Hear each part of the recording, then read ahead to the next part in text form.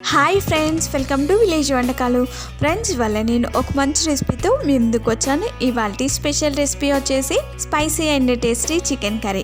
Chicken కర్రీలో gravy తిక్కుగా రావాలి, అలాగే చికెన్ కర్రీ టేస్టీగా రావాలంటే ఈ ప్రాసెస్లో ఒక్కసారి ట్రై చేయండి. ఫస్ట్ టైం చేసే వారికి కూడా చాలా బాగా వస్తుంది.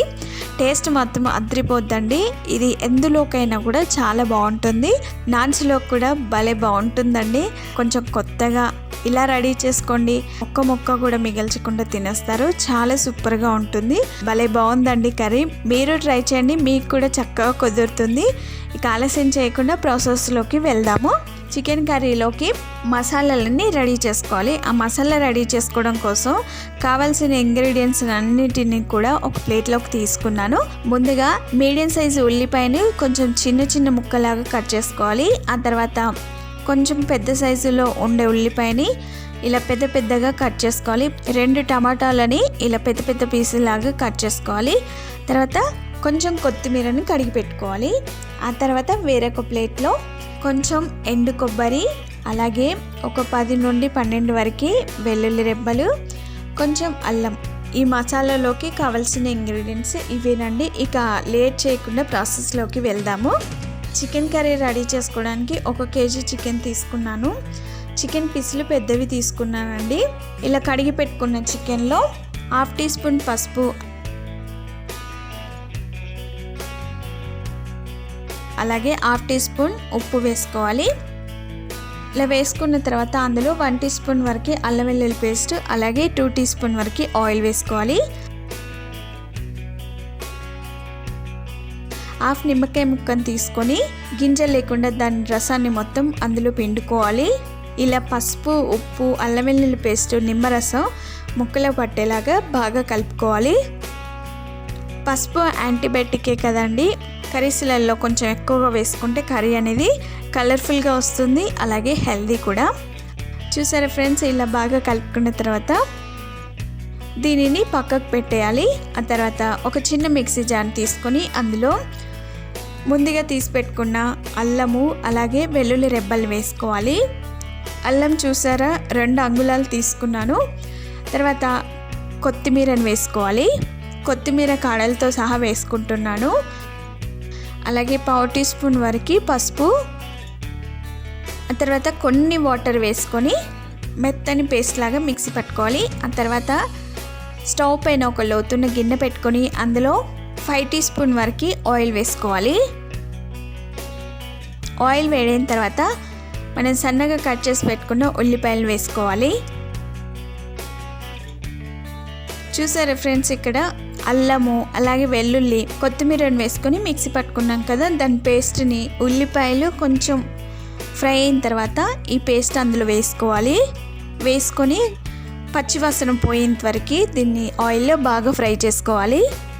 స్టవ్ని సిమ్లోనే పెట్టుకొని మధ్య మధ్యలో కలుపుకుంటూ దీన్ని ఫ్రై చేసుకోవాలి. చూసారా, అది ఆయిల్ మొత్తం అబ్జర్వ్ చేసుకొని మనకి ఆయిల్ పైకి రిలీజ్ అయ్యేంత వరకు దీన్ని ఫ్రై చేసుకోవాలి. ఇలా ఫ్రై అయిన తర్వాత ముందుగా కలిపి పెట్టుకున్న చికెన్ని అందులో వేసుకోవాలి. చికెన్ మొత్తం వేసుకున్న తర్వాత స్టవ్ని మీడియం ఫ్లేమ్లో పెట్టుకొని చికెన్ని బాగా కలుపుకోవాలి. మంచి స్మెల్ వస్తుందండి, చాలా బాగుంది. ఆ తర్వాత దానిపై మూత పెట్టుకొని సిమ్లోనే పెట్టుకొని మధ్య మధ్యలో కలుపుకుంటూ చికెన్ కొంచెం సాఫ్ట్గా ఉడికేంత వరకు మనం ఉడికించుకోవాలి. వేరొక పొయ్యి పైన ఒక బాండీ పెట్టుకొని మనం తీసి పెట్టుకున్న ఎండు కొబ్బరి ముక్కలు వేసుకోవాలి. వాటిని కొద్దిసేపు ఫ్రై చేసుకోవాలి. తర్వాత చికెన్ని మధ్య మధ్యలో కలుపుకుంటూ ఉడికించుకోవాలి. మనం అలాగే ఉంచినట్లయితే అడుగంటుతుంది, మాడిపోతుందండి. ఇలా మధ్య మధ్యలో కలుపుకుంటూ ఉండాలి. మనకి ఇక్కడ ఎండు కొబ్బరి ఫ్రై అయిపోయింది. ఎండు కొబ్బరిని డైరెక్ట్ అలాగే ఫ్రై చేసుకోవాలి, ఆయిల్ వేసుకోకూడదు. ఎండు కొబ్బరిని ఇలా ఫ్రై చేసుకున్న తర్వాత ఒక ప్లేట్లోకి తీసుకుందాం. ఆ తర్వాత అదే బాండీలో 1 స్పూన్ ఆయిల్ వేసుకొని ఆయిల్ వేడిన తర్వాత లావుగా కట్ చేసుకున్న ఉల్లిపాయ ముక్కలు వేసుకోవాలి. వీటిని పచ్చివాసన పోయేంత వరకు ఇందులో ఫ్రై చేసుకోవాలి. ఇలా ఉల్లిపాయ ముక్కలు కొంచెం కలర్లోకి వచ్చాక ఒక ప్లేట్లోకి తీసుకుందాం.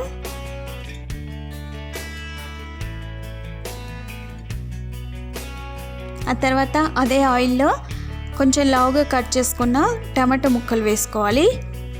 టమాటో ముక్కలు కొంచెం సాఫ్ట్గా అయ్యేంతవరకు ఆయిల్లో ఫ్రై చేసుకోవాలి.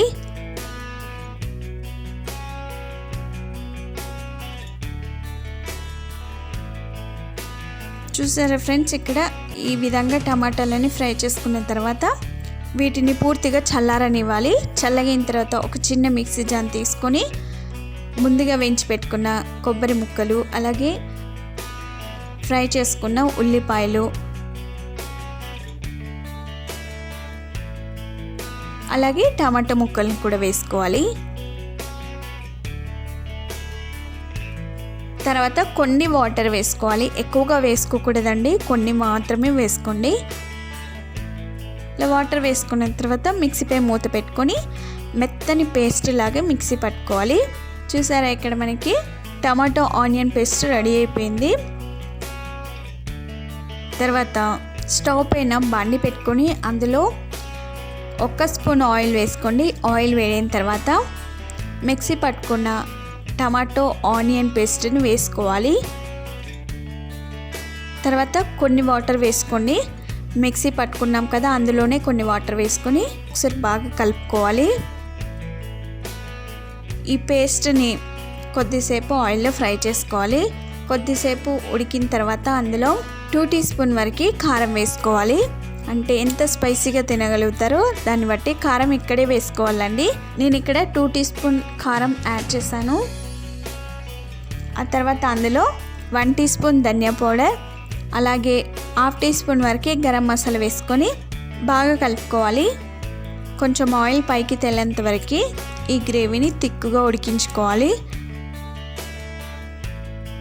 కొంచెం కొత్తగా టేస్టీగా చాలా బాగుంటుందండి. కొంచెం గ్రేవీ తిక్కుగా అయ్యేంతవరకు ఉడికించుకున్న తర్వాత చూడండి, ఇక్కడ చికెన్ ముక్కలు కూడా సాఫ్ట్గా ఉడికిపోయాయి.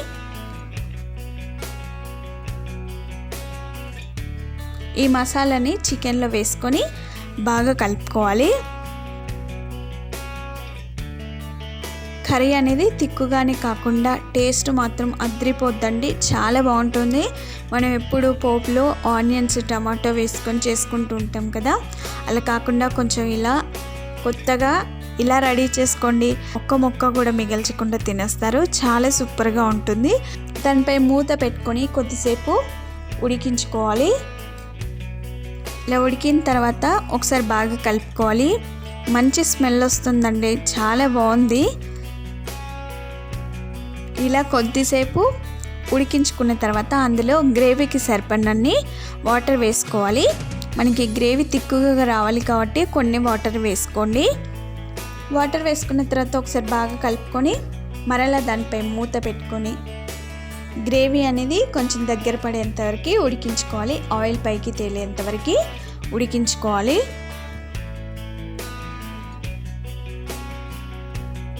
దగ్గర పడేంత వరకు ఉడికించుకున్న తర్వాత అందులో రుచికి సరిపడినంత ఉప్పు వేసుకోవాలి. ఉప్పు మనం ఆల్రెడీ చికెన్కి పట్టించుకునేటప్పుడు వేసుకున్నాం కదా, సరి చూసుకొని వేసుకోవాలి. ఉప్పు వేసుకున్న తర్వాత ఒకసారి బాగా కలుపుకోవాలి. ఇలా కొద్దిసేపు ఉడికించుకొని స్టవ్ ఆఫ్ చేసుకోవాలి. ఆ తర్వాత దానిపైన సన్నగా కట్ చేసుకున్న కొత్తిమీరను వేసుకోవాలి. కొత్తిమీరని కానీ లేదంటే పుదీనాను కూడా సన్నగా కట్ చేసుకొని వేసుకోండి. దాని ఫ్లేవర్తో కూడా కర్రీ చాలా బాగుంటుంది. కొత్తిమీర వేసుకున్న తర్వాత ఒకసారి బాగా కలుపుకొని చూడండి ఫ్రెండ్స్, గ్రేవీ చాలా థిక్గా ఉంది. చికెన్ ముక్కలు కూడా సాఫ్ట్గా ఉడికిపోయాయి. ఇలా ఉడికించుకున్న తర్వాత ఒక సర్వింగ్ బౌల్లోకి తీసుకొని కొత్తిమీరతో గార్నిష్ చేసుకొని సర్వ్ చేసుకుంటే అంతేనండి, గుమగుమలాడే చికెన్ కర్రీ రెడీ అయిపోయింది. చాలా సూపర్గా ఉందండి కర్రీ, టేస్ట్ మాత్రం అద్రిపోయింది. ఇది ఎందులోకైనా చాలా బాగుంటుంది. ఇలా రెడీ చేసి పెట్టినట్లయితే మీ ఇంట్లో వాళ్ళు కూడా ఇంకా ఏ వంక చెప్పకుండా తినేస్తారు. చాలా బాగుంటుంది. ఎప్పుడు రొటీన్గా ఒకేలా కాకుండా కొంచెం కొత్తగా డిఫరెంట్గా ఇలా ట్రై చేయండి. మీ ఇంట్లో వాళ్ళందరికీ తప్పకుండా తప్పక నచ్చుతుంది. ఫస్ట్ టైం మా వీడియోని చూస్తున్నట్లయితే వెంటనే సబ్స్క్రైబ్ చేసుకోండి. పక్కనే ఉన్న బెల్ సింబల్ని క్లిక్ చేసినట్లయితే నేను పెట్టే ప్రతి వీడియో నోటిఫికేషన్ మీ మొబైల్కి వచ్చేస్తుంది. మరి మీరు తప్పక ట్రై చేస్తారు కదా. మరిన్ని ఇలాంటి ఎన్నో వెరైటీ రెసిపీస్ కోసం మా ఛానల్ని సబ్స్క్రైబ్ చేసుకోండి. మీకు ఈ వీడియో నచ్చినట్లయితే లైక్ చేయండి, షేర్ చేయండి. మీరు తప్పక ట్రై చేసి మీకు ఎలా వచ్చిందో మీ ఫీడ్బ్యాక్ని కామెంట్ చేయండి. Thank you for the watching. Bye bye.